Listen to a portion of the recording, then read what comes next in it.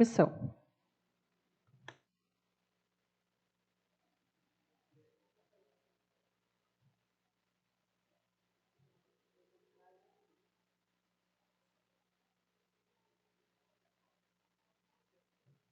Vocês me escutam agora? Eu não estou escutando vocês.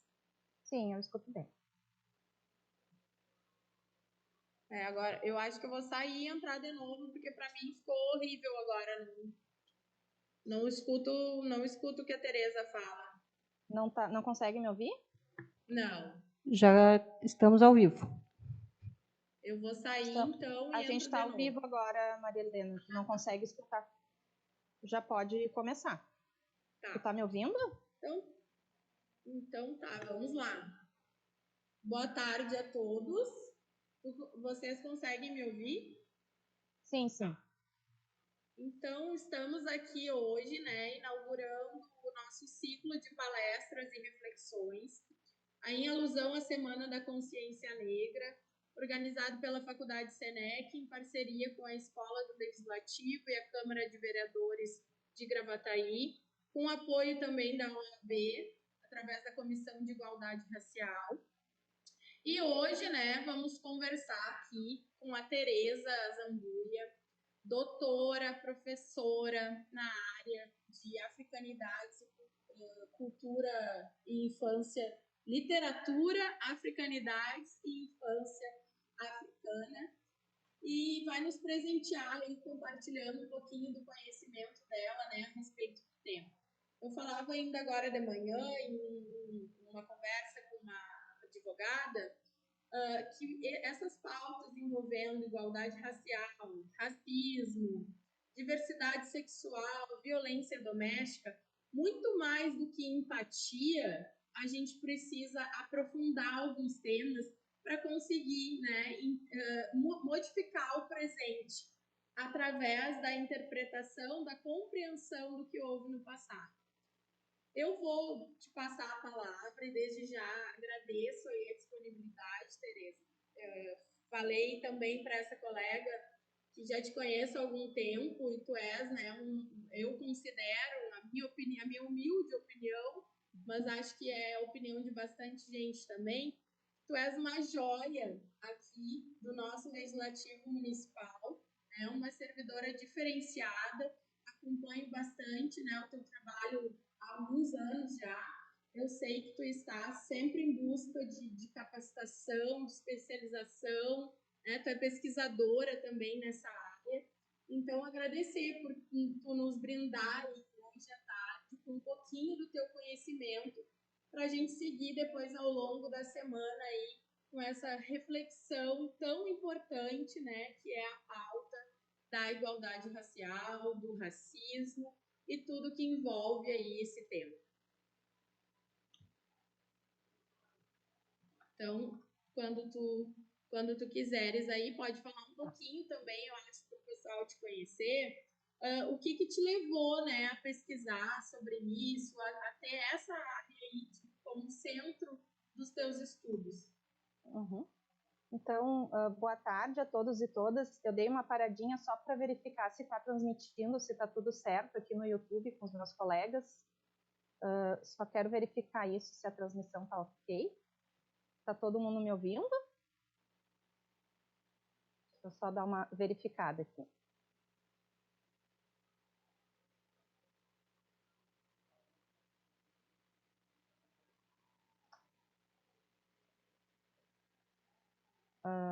Bom,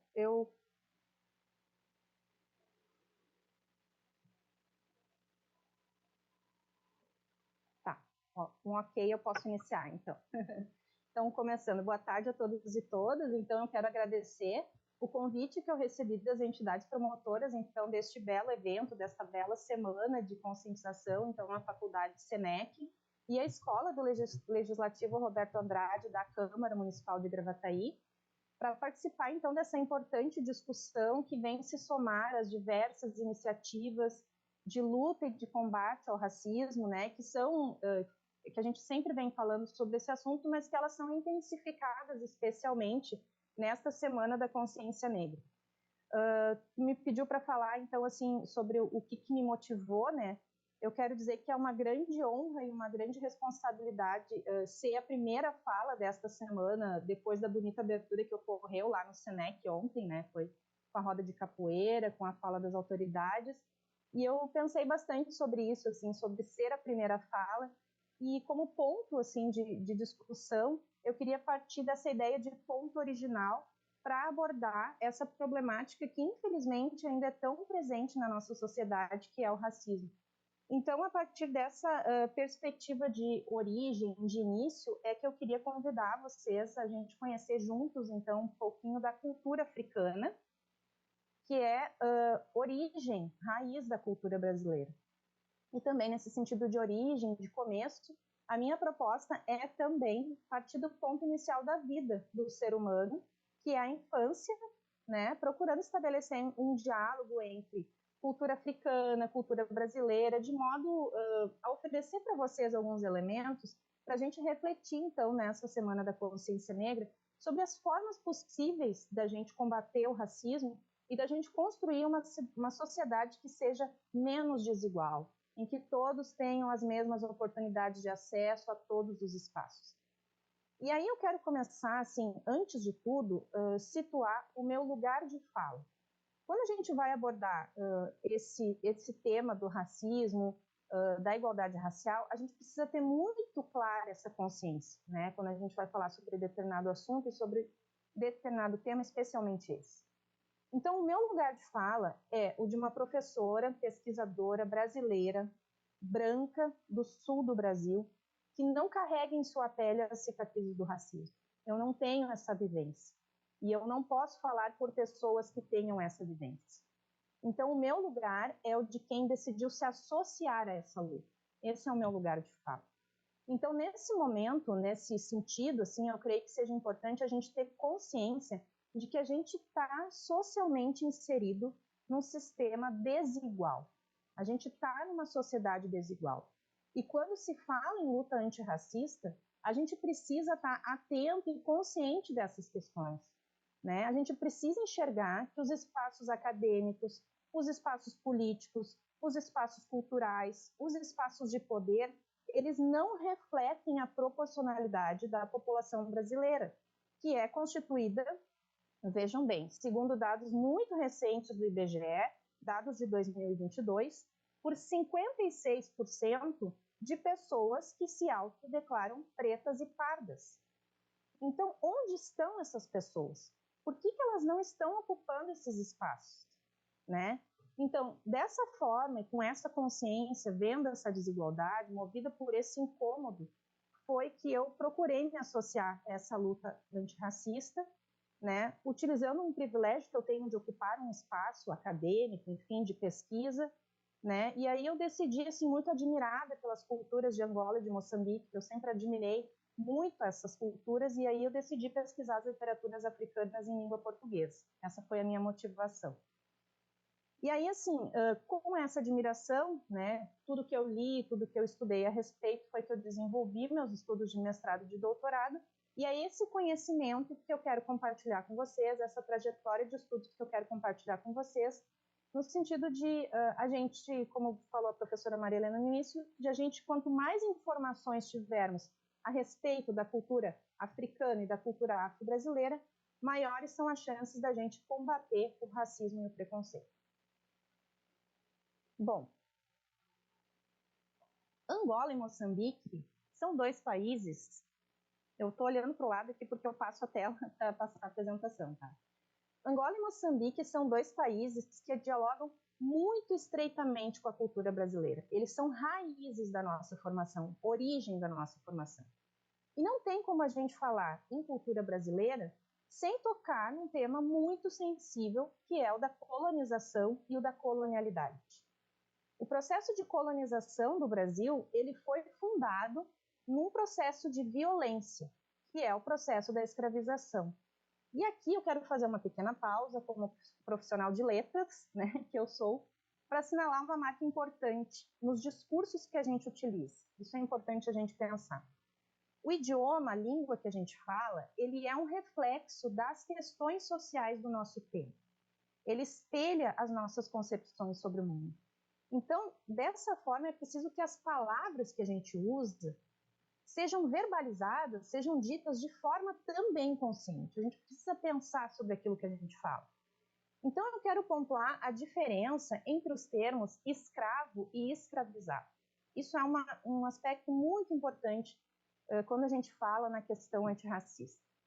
O sentido da palavra escravo, ele remete a uma condição permanente, como se essa fosse a identidade da pessoa.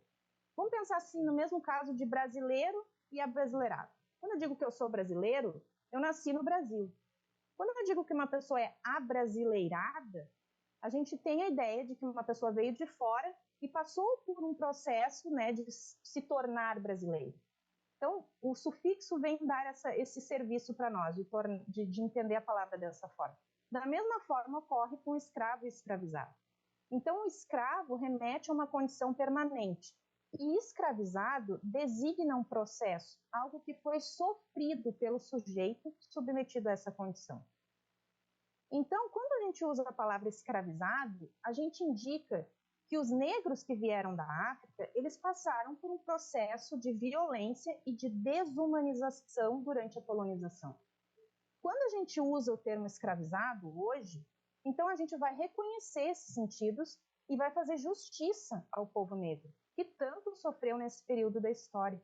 Então a gente precisa atualizar o nosso vocabulário, né?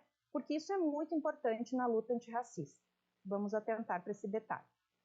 E aí, aproveitando esse assunto, eu quero trazer o relato de uma experiência que eu tive há uns anos atrás e que foi bastante sensível para mim. No ano de 2019, eu tive a oportunidade de desenvolver um projeto chamado Vamos Conhecer a África. E nesse projeto eu visitei algumas escolas aqui da rede municipal de Gravataí, tanto públicas quanto privadas, e eu levei livros de autores africanos para ler com alunos de 1º a 4º ano do ensino fundamental. Também foi no mês de novembro, por ocasião das atividades da Semana da Consciência Negra. E aí, quando eu chegava na escola, a primeira pergunta que eu fazia era: o que você sabe sobre a África? Aí eu coloco uma imagem da África para vocês. E a resposta das crianças geralmente era: a África tem selva, a África tem leões, a África tem crianças com fome, a África tem doenças. Uma única criança de uma turma de pré-escola, numa instituição pública, me respondeu: a África é o lugar de onde vieram os escravos. E aí, sem julgar aquilo que ela disse, né? Ela disse escravos porque era como ela sabia dizer, né? Então, essa criança de uma pré-escola, numa instituição pública, era, como vocês podem imaginar, negra.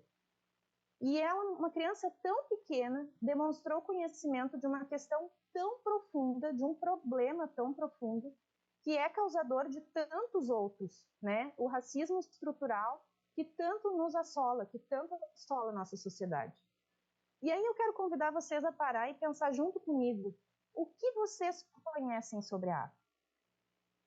O que vocês sabem sobre a África? O quanto vocês conhecem além do que disseram essas crianças? Eu me fiz essa pergunta antes de começar meus estudos. O que eu sei sobre isso, além daquilo que me vende a televisão? Né? Então, esse é um problema fundamental para a gente pensar na luta antirracista.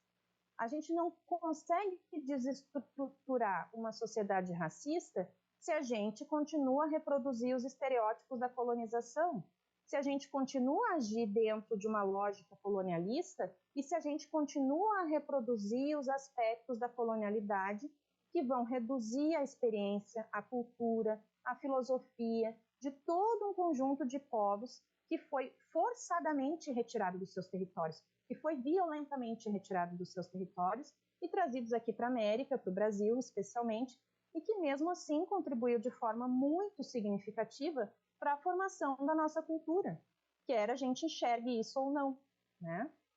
E aí, assim, não se promove antirracismo por decreto. Claro que a norma é importante, é imprescindível, mas isso não funciona assim. Somente com o conhecimento, com a informação, com a valorização da cultura e da expressão africana e afro-brasileira, é que a gente vai organizar os fundamentos sociais, é que a gente vai oportunizar que as pessoas tenham uma consciência mais profunda, né? E para que as pessoas possam, enfim, agir de forma antirracista. Por isso que momentos como esses são tão importantes, por isso que esses debates são tão importantes. Ontem mesmo eu participei de um evento em que a aluna me perguntou, mas por que só no Dia da Consciência Negra a gente fala sobre esse assunto? Não, a gente tem que falar sempre, só que nesses dias a gente intensifica o debate para que isso se torne mais visível. E é importante a gente manter vivo sempre essa discussão. Bom, aí vocês me ouviram falar sobre colonização, colonialidade, o que é isso, né? Só para esclarecer brevemente, porque a gente tem que ter aos pouquinhos, assim, essa consciência para entender o processo, o que fundamenta, né, isso aí. A colonização é um evento marcado temporalmente. Então, o Brasil foi colonizado por portugueses. Países africanos, como Angola e Moçambique, também. E esses países, eles já passaram por processos de emancipação e de independência. Nós hoje somos um país independente, Angola, Moçambique também. Nós somos ex-colônias. A colonialidade, ela vai se referir à permanência e à repetição de estruturas coloniais de poder, né? Mesmo em sociedades já independentes como a nossa. E isso pode acontecer tanto no âmbito cultural, quanto no âmbito econômico, social, enfim. E a gente tem que compreender isso, porque o racismo tem a ver com a colonialidade, né? Porque ele é a repetição de um pensamento que vai declarar e pensar as pessoas negras como não integrantes, como não participantes, como inferiores dentro da sociedade, dentro da nossa estrutura social. E isso tem a ver com um pensamento que se fundou lá na colonização. Então, embora nós sejamos independentes, emancipados, a gente continua no sistema de colonialidade, repetindo aquele pensamento lá da colonização. A Djamila Ribeiro, que é uma importante filósofa brasileira, autora da obra Pequeno Manual Antirracista, que é uma obra que eu recomendo muito para vocês, assim, quem que se interessa pelo tema, quem quer entender um pouco mais como funcionam essas questões. Numa das falas que eu assisti numa rede social, ela relembrou que a escravidão ela foi a base da economia do Brasil durante 4 séculos, né? E que as pessoas negras elas foram duramente exploradas em todo esse período. Então, não é um evento meramente isolado no passado. Aboliu-se a escravidão, não existe mais. No pós-abolição, diz ela, as pessoas foram abandonadas à própria sorte. Elas migraram, foram para as periferias, foram marginalizadas e não houve nenhuma política de reparação, né, de acolhimento dessas pessoas, de estruturar a vida dessas pessoas que foram retiradas dos seus territórios lá na África e abandonadas à própria sorte aqui. As mulheres negras, por exemplo, elas saíram da função de escravizadas e elas assumiram a função de domésticas. E isso se perpetua no sistema social, né? Isso estrutura o racismo e isso é colonialidade. Então, a Djamila repara ainda que somente com as políticas afirmativas de acesso à educação, né, e de acesso de pessoas negras à educação, é que essa realidade vem aos poucos mudando. E ela comenta que ela foi uma das primeiras pessoas da família dela a poderem acessar o ensino superior, por exemplo. E aí, eu pergunto,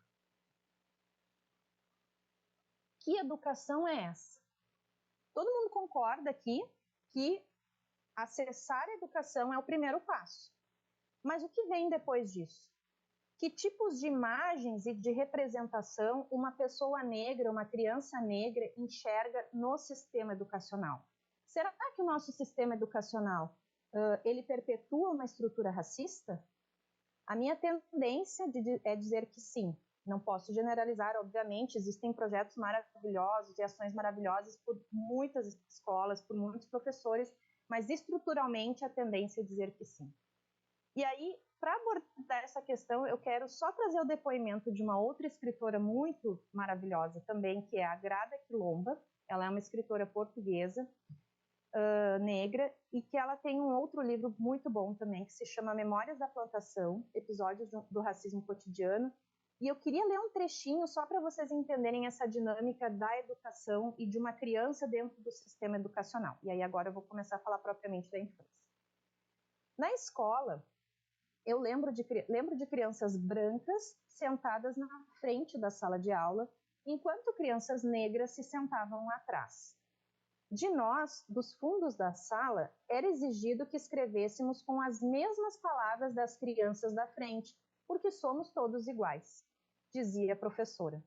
Nos pediam para ler sobre a época dos descobrimentos portugueses, embora não nos lembrássemos de termos sido descobertos. Pediam que escrevêssemos sobre o grande legado da colonização, embora nós só pudéssemos lembrar do roubo e da humilhação. E nos pediam que não perguntássemos sobre nossos heróis e heroínas da África, porque elas eram terroristas e rebeldes. Que ótima maneira de colonizar, isto é, ensinar colonizadas e colonizados a falar e a escrever a partir da perspectiva do colonizador. Então, vejam só, a perspectiva parece ótima. Todos têm acesso, todos são iguais. Mas que experiência subjetiva é essa que a criança negra está tendo nesse lugar? Que imagem representativa essa criança está acessando? E eu trago esse depoimento para a nossa realidade brasileira. Que aprendizados as nossas crianças negras estão tendo na escola? Que imagens elas estão encontrando? Por que somente uma criança negra de uma escola pública foi capaz de dizer que da África vieram os escravizados? O que nós temos feito para mostrar as origens africanas para essas crianças? No Brasil, a Lei Federal 10.639 de 2003, ela estabelece a obrigatoriedade em todo o sistema educacional de todo o território nacional do ensino de história e cultura africana e afro-brasileira.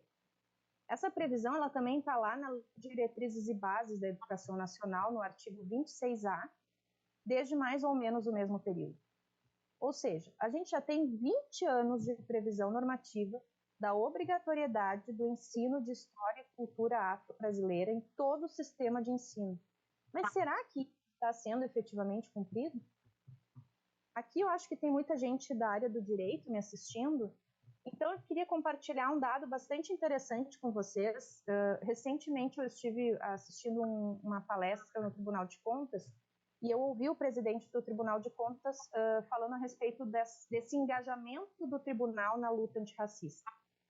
E o tribunal, ele vem cobrando dos gestores, dos prefeitos, o cumprimento efetivo da aplicação do artigo 26A da LDB na prestação de contas que chegam para julgamento do Tribunal de Contas. E quando eu falo em cobrar efetivamente, é uma cobrança rigorosa, é apontamento, é rejeição de contas, se o gestor não aplica esse artigo, né? Então, essa exigência cada vez mais firme, ela é um passo importante, né? Para que a gente para que isso deixe de ser apenas um discurso, uma ideia bonita e passe a se tornar uma prática. E aí eu quero convidar, assim, para pensar de que forma a gente pode fazer isso, de que forma isso pode se tornar uma prática, então. E aí eu quero apresentar para vocês a ideia africana de infância. Para começar, eu vou comparar com a ideia latina. Infância, para nós, na origem latina do termo, ela vem da palavra infans. In quer dizer não e fans quer dizer falar. Então, é não falar. Infância é aquele que não fala. Ou seja, é aquela fase do ser humano em que ainda não se atribui uma, digamos, autonomia discursiva, né? A ideia inicial lá da infância para falar. Já na cultura tradicional dos povos Bantu, os povos Bantu, se vocês lembrarem do mapa da África, tem o deserto do Saara, e ao sul do Saara vem os povos Bantu, de onde vem Angola e Moçambique, e é de lá que vieram preponderantemente os escravizados que chegaram ao Brasil. Então, na cultura tradicional desses povos, a infância ela é designada pelo termo ubuntuana. Na filosofia Ubuntu, no contexto Ubuntu, ubuntuana quer dizer infância enquanto agente de provocação, capaz de afetar afetivamente, acolher e provocar o encantamento diante da vida. Em termos filosóficos, a infância aparece como uma condição de experiência humana privilegiada. Vejam bem essa afirmação, então, desses autores que eu trago, Nogueira e Barreto, e que bonita ideia que essa filosofia traz. A infância é concebida como na sua condição de sujeito, de agente, capaz de afetar de forma afetiva o mundo dos adultos. As crianças têm muito a nos ensinar. As crianças não são racistas, elas não enxergam diferenças na cor da pele. Elas têm um olhar diferenciado, sensível para o mundo. Elas sabem se expressar do seu jeito, do seu modo, os problemas que vivenciam. Então, vamos parar para escutar as nossas crianças. E nesse sentido, assim, para a gente efetuar uma educação antirracista, a gente não pode simplesmente despejar as nossas experiências sobre essas crianças sem que a gente tenha consciência de que muitas vezes a gente está reproduzindo um sistema racista e desigual que não traz imagem da cultura dos povos negros, que não reporta a essas crianças as origens africanas da cultura brasileira e que reproduz muitas vezes os estereótipos, esses que eu falei anteriormente, e que vai levar essas repetições, essas imagens de selva, de fome, de girafa, macaco, enfim, que a gente tanto associa à África e que muitas vezes, se a gente parar para pensar, vai ser um terreno fértil para a propagação de associações racistas, como a gente tem assistido muitas vezes e tristemente assistido lá nos campos de futebol. Então a gente precisa quebrar esse ciclo. E é lá na infância que a gente pode começar mostrando imagens positivas da cultura africana e da cultura afro-brasileira. E aí a minha proposta, né, como eu sou da literatura, que tal ofertarmos livros para as crianças que tratem dessas origens, né? Oportunizar a leitura de autores negros que tragam imagens que espelhem essas crianças, que são cotidianamente afastadas das próprias representações culturais, né? Essa é então uma sugestão e um convite que eu quero fazer. É claro que tem autores brasileiros negros maravilhosos, né? Mas como o meu campo de pesquisa é a literatura africana, eu vou trabalhar com um autor específico, né? E eu queria começar compartilhando uma obra infanto-juvenil que se chama Ombella, do autor Ondjak, e ela trata da lenda da origem das chuvas. É uma bonita história, tá? Uma lenda que vocês podem ver aí. Eu trouxe, eu acho que uma telinha aqui. Que fala de um modo bastante poético, então, acerca da origem da chuva, das águas, dos rios, dos mares, do ponto de vista da expressão cultural dos africanos. E se me permitem, eu vou ler só o trechinho ali da cena. Agora vou fazer chover sobre a terra. As lágrimas da tristeza vou chamar água salgada. As novas lágrimas vou chamar água doce. O pai de Ombella sorriu e retirou-se. Essa é apenas uma das cenas do livro. O livro é muito bonito, ele é editado aqui no Brasil, vocês podem encontrar facilmente para oferecer para as crianças. E aí eu penso assim, vamos imaginar uma situação hipotética em que essa obra seja lida e que algum aluno no debate após a obra comente o fato, por exemplo, de que sua avó ou um ancestral já contou para ele essa história, essa lenda, porque isso faz parte da origem da família dele. Vejam que potente que pode ser esse reconhecimento, né? Uma infância brasileira reconhecendo uma outra infância que é africana, mas que tem relação por conta de todo o processo que foi vivido pela nossa história, né? E além disso, os outros alunos, inclusive os brancos em sala de aula, eles vão poder conhecer o desenho, o tipo de traço, a ilustração, a escrita, a lenda em si, o vocabulário dos povos africanos, que é igual ao nosso português, mas também não é bastante distinto. Então, vejam quantos elementos culturais a gente pode trabalhar e ser fonte de debate, de conhecimento a partir de uma obra literária infantil, né? E muito mais do que explicar, o se enxergar representado nessas páginas, né? Nesses elementos gráficos, nessas histórias, nessa arte, é muito mais significativo para a criança, que precisa de elementos concretos, né? Para apreender o mundo, digamos assim. Por isso eu acredito, então, que para trabalhar efetivamente uma educação antirracista, a gente precisa aproximar as culturas, conhecer as culturas. A gente precisa trazer a arte africana para o conhecimento dos nossos alunos, das nossas crianças e das pessoas que são do nosso convívio, né? O preconceito, gente, ele não é uma ausência de conhecimento sobre o outro. ele é um conhecimento fragmentado, é uma experiência fragmentada de conhecimento, é algo que eu julgo por uma parte do que eu sei sobre o outro.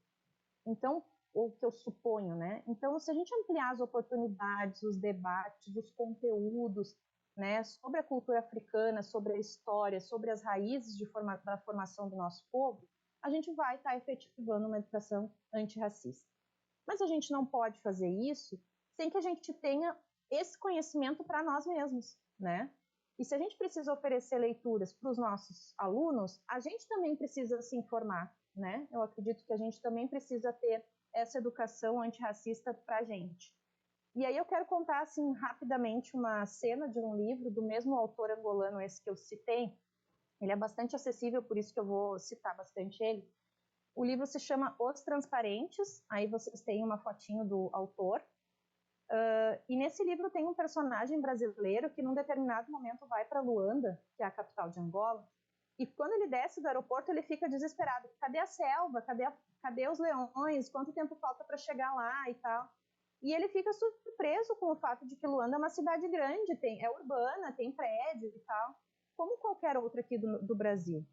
E é claro que com esse personagem o autor está fazendo uma crítica, né, ao fato de que o Brasil conhece, os brasileiros em geral conhecem pouco sobre a África, né, os autores africanos, enquanto que o contrário é bastante diferente.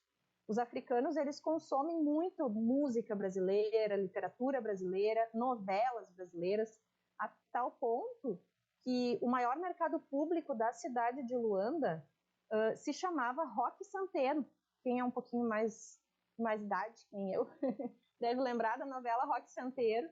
E o mercado público de Luanda, então, era tinha esse nome. Ele foi fechado em 2011, mas ele teve por muitos anos aberto. E aí esse desconhecimento que a gente tem sobre a África e sobre a cultura africana, ele tem uma explicação.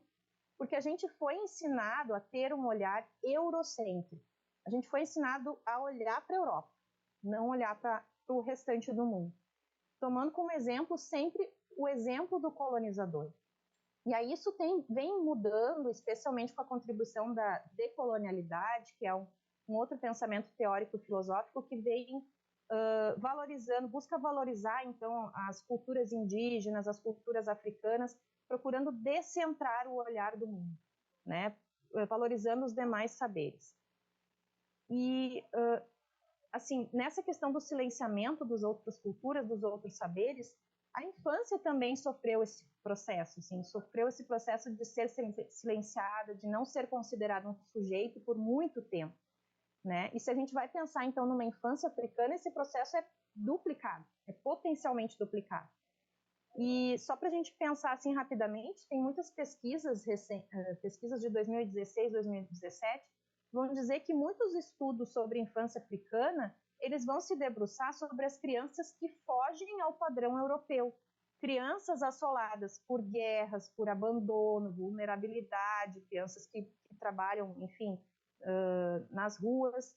E não me interpretem mal, é claro que esses estudos eles são necessários, imprescindíveis e contribuem para a compreensão da realidade, para as pesquisas antropológicas e sociológicas, mas de certa forma, quando chegam aqui, eles ajudam a repetir essa visão negativa que a gente tem sobre a África, né?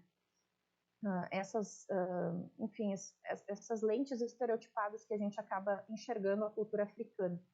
E aí, assim, a minha proposta é que tal a gente enxergar a cultura e a infância africana de outra forma, né? Não só com essa lente de ver uma criança, pensar em infância africana apenas como uma criança passando fome, né? E para isso, a minha proposta, para finalizar a conversa, que eu já sei que eu estou me estendendo demais, mas quando a gente fala sobre um assunto que a gente gosta, a tendência é falar bastante. Eu queria trazer uma última sugestão de leitura, então, que vai fugir um pouco desse padrão, e vai fazer a gente ter uma visão diferenciada sobre a África. Vamos trazer crianças, então, na sua condição de infância sorridentes, na sua condição de afetar afetivamente o mundo, né, para que a gente possa pegar essa experiência e trazer para a nossa realidade e compartilhar também para a gente efetivar essa educação antirracista. Eu poderia citar inúmeros escritores negros, africanos, né?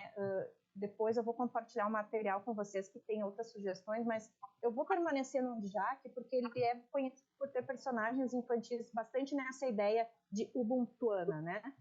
E a minha recomendação é esse livro aqui, chamado Os da Minha Rua, que é um livro de contos. É uma excelente dica para quem quer conhecer um pouco mais, então, sobre literatura africana e sobre a realidade cotidiana de uma cidade africana, com os desafios inerentes à urbanidade, aos problemas sociais, enfim, mas com um olhar sempre muito sensível das crianças, né? E o interessante é a gente pensar que daí não vai ser não vai ser um retrato simplesmente do lado problemático da infância. Embora os desafios das crianças sejam mencionados, né?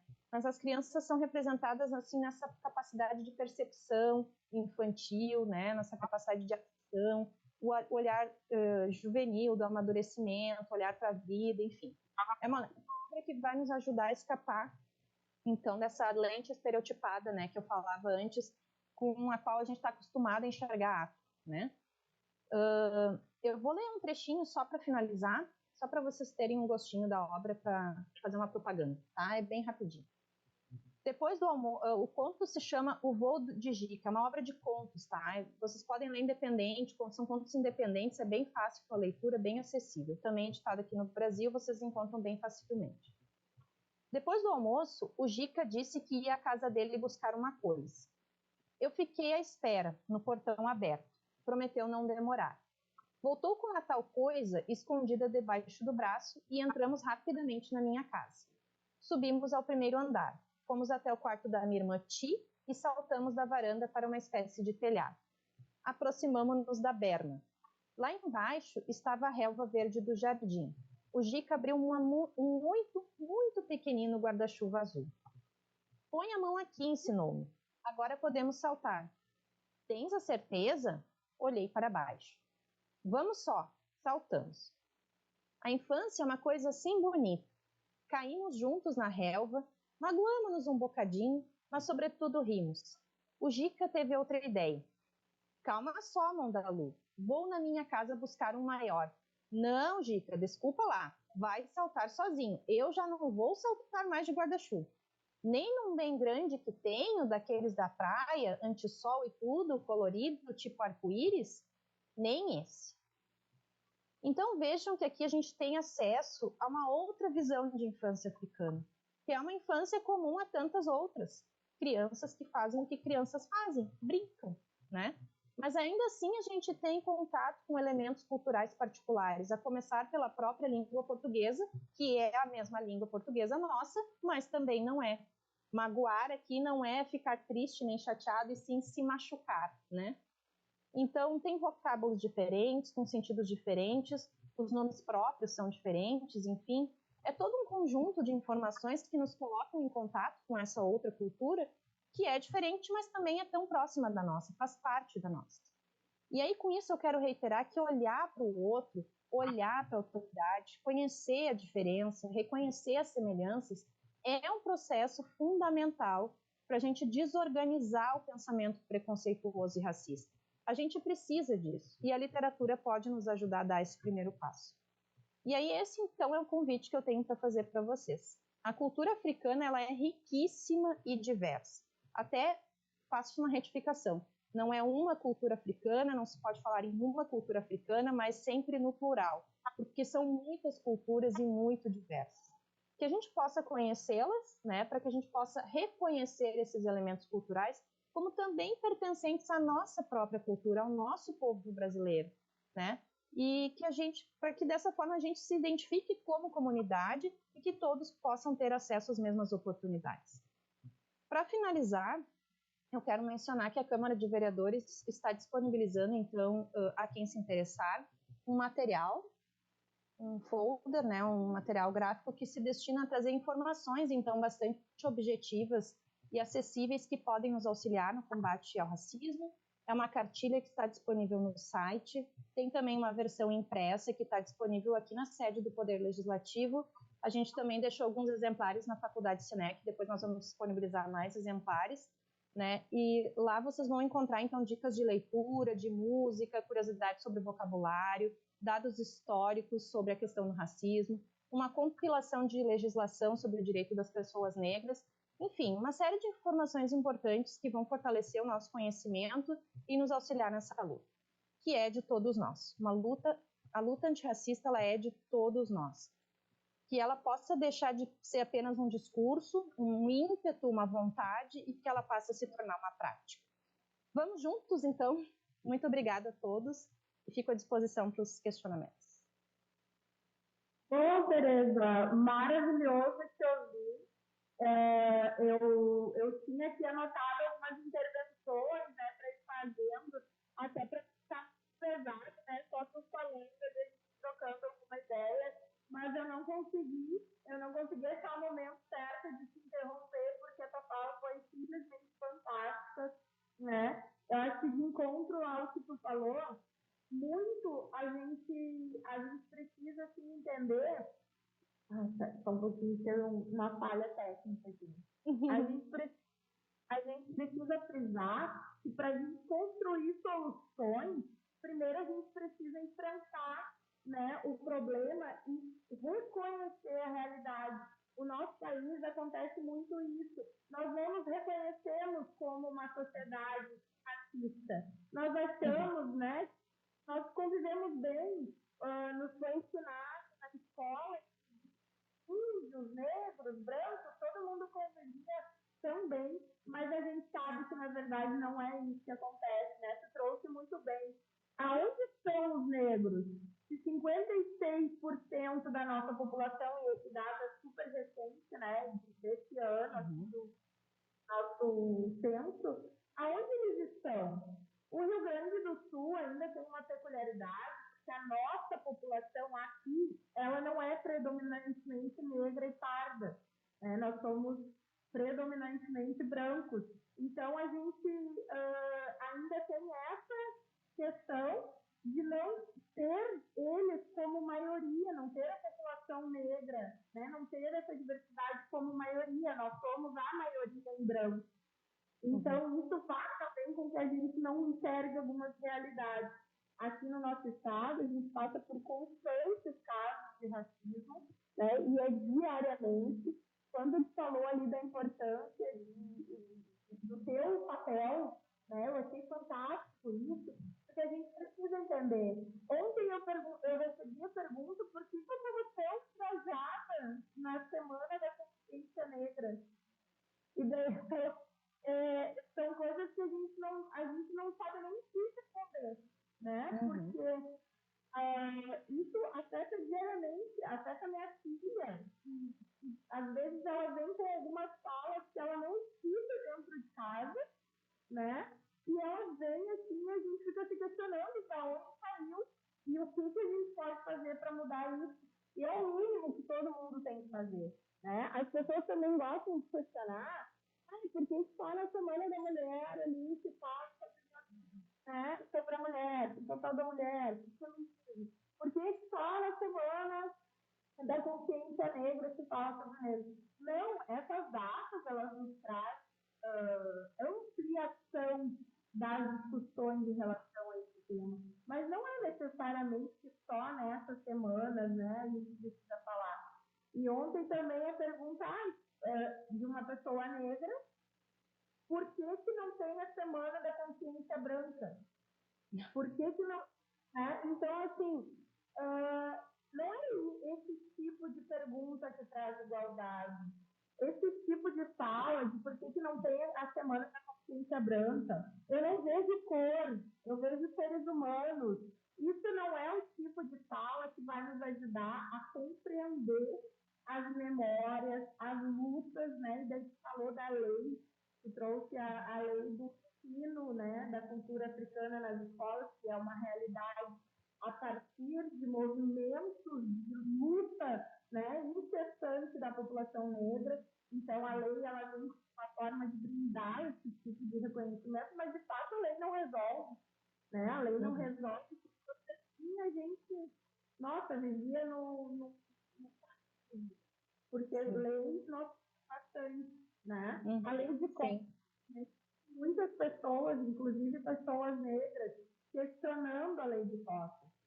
A gente precisa, mais do que nunca, né, se aprofundar para conseguir entender as memórias do passado, as lutas do passado e a necessidade urgente de reparação histórica, que a gente só com políticas públicas, né, com o reconhecimento de que nós somos uma sociedade que tem um racismo estrutural enraizado e que nós precisamos mudar isso. A gente precisa que as crianças negras se reconheçam suas histórias na escola, se reconheçam nas prateleiras das lojas de brinquedos, né? Que hoje, graças a Deus, nós temos ainda mais opções, porque no meu tempo não me lembro de ter nenhuma boneca negra à venda. De cada 100 bonecas loiras e brancas, a gente tem lá, talvez 2 ou 1 exemplar de uma boneca negra, né? E isso não é um tipo de fator que possa nos trazer reconhecimento, pertencimento. E quando a gente pertence, a gente se destaca, a gente vai atrás, a gente se sente, né, daquela sociedade, daquele local. A população, voltando ali, que eu sigo, engato uma e depois eu tenho que voltar. Mas a população do Rio Grande do Sul, aqui, majoritariamente é branca. Porém, a população carcerária do Rio Grande do Sul, majoritariamente é negra. A população que mais morre é negra, né? Tanto homens quanto mulheres. Aonde está, né, a igualdade dentro disso? Nós não temos. Então, assim, esse discurso de que nós temos igualdade racial, que eu não sou preconceituosa, né? Que tem gente que fala, não, eu não sou, tem um monte de amigos negros. Essa fala tão comum, a gente escuta com muita frequência. Isso me incomoda de uma forma que é fácil, né? A gente fala, a gente precisa falar. Combater o racismo e trazer essa cultura do antirracismo é necessário, é urgente e tem que ser diariamente, né? A gente não pode a piada do negro, a piada do gay, a piada do gordo, a gente fica quieto, né? A gente tem que falar sobre isso.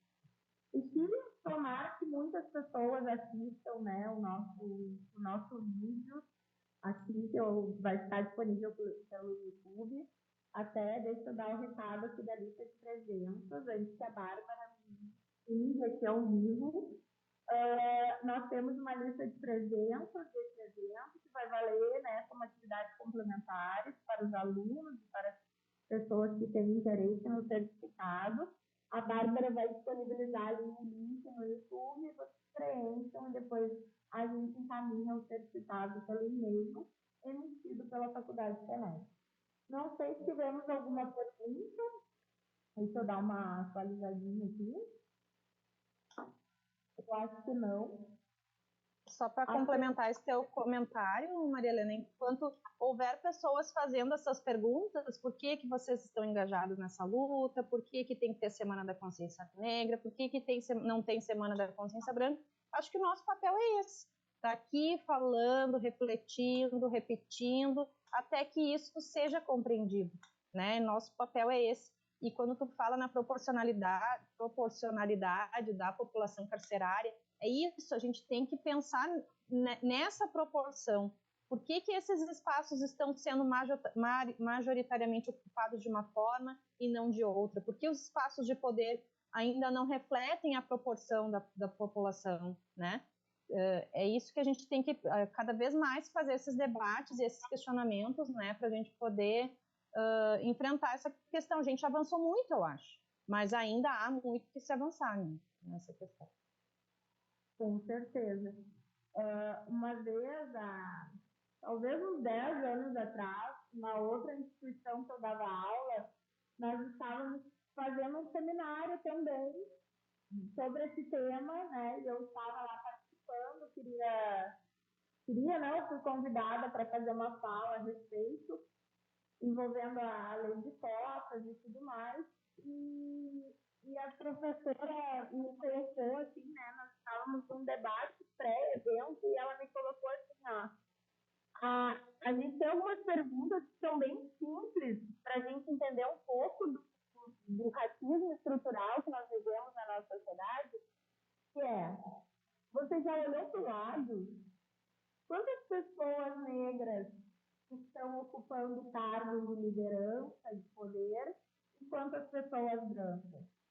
Quem está ocupando as mesas do restaurante, do shopping? Né? Então, assim, é fácil responder. A gente precisa querer estar, né? E também entender como a gente pode se associar à luta, né? Divulgar a cultura africana, entender. Ontem, o nosso evento ali, eu até estava comentando hoje com a nossa diretora da faculdade, e eu me emociono muito nesses eventos, né? Outro dia a gente falou também ali, a semana acadêmica foi exclusivamente sobre diversidade sexual, e eu me emociono muito, assim, porque eu me coloco muito no lugar dessas pessoas, embora eu jamais vá ter noção, né? Porque é uma realidade totalmente diferente. Mas a gente, são coisas que me emocionam muito. E ontem ali o nosso mestre de capoeira estava presente, né, fazendo aquela apresentação, aquelas explicações sobre a capoeira, né, que as pessoas acham que é uma dança, é uma luta.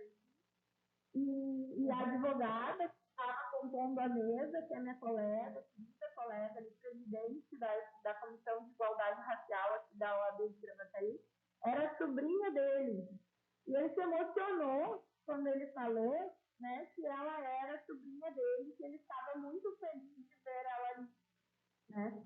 E eu vi nos olhos dele ali naquele momento a emoção, e isso para mim, assim, é incrível, porque ao mesmo tempo que nos deixa feliz, saber, né, que espaços, enfim, estão sendo ocupados, ainda assim, de desigualdade, eu me corto o coração, né? Porque parece que já vem de uma perspectiva de não acreditar que podem chegar a determinados espaços, né? Porque é isso que eles foram, afinal, ensinados, né? E depois lá da Lei Áurea, tiveram, né, como tu falou, ficaram à margem da própria sorte, e muitos vivem o reflexo disso, né, com marginalização, pobreza, enfim, até hoje.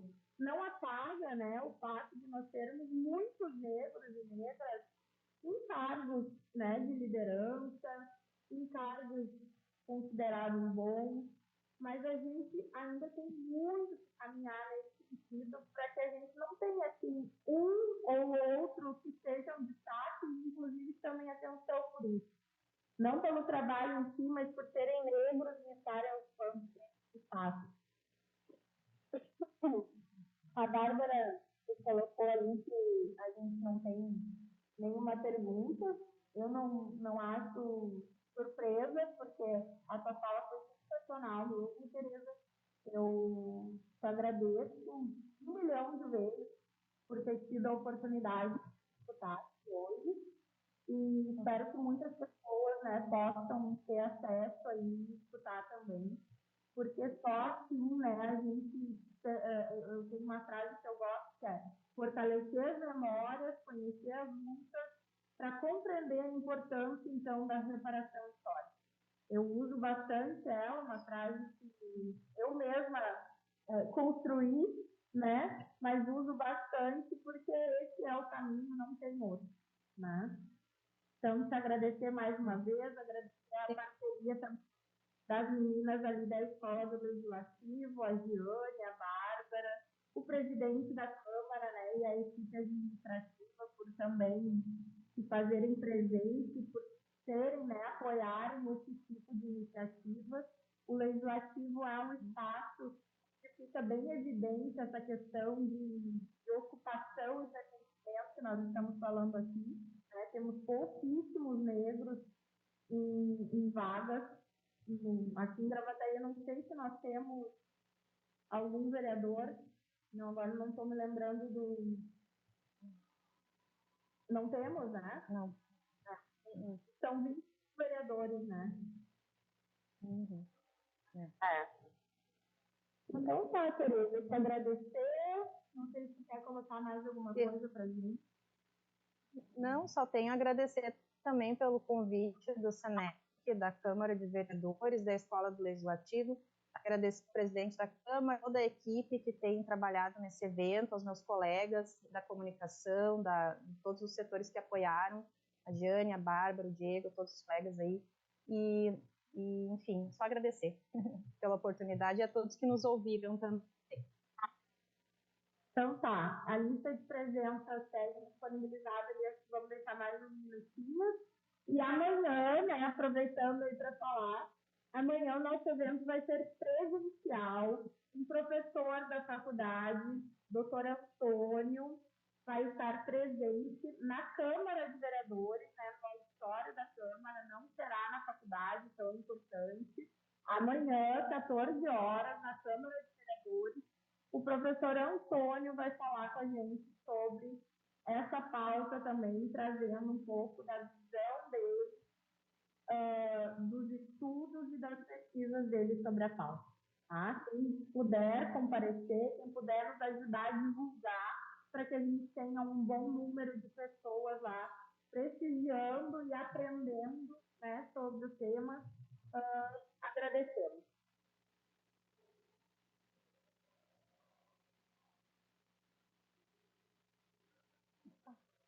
Certo, então, gente, uma boa tarde a todos. Obrigada, boa tarde. Até.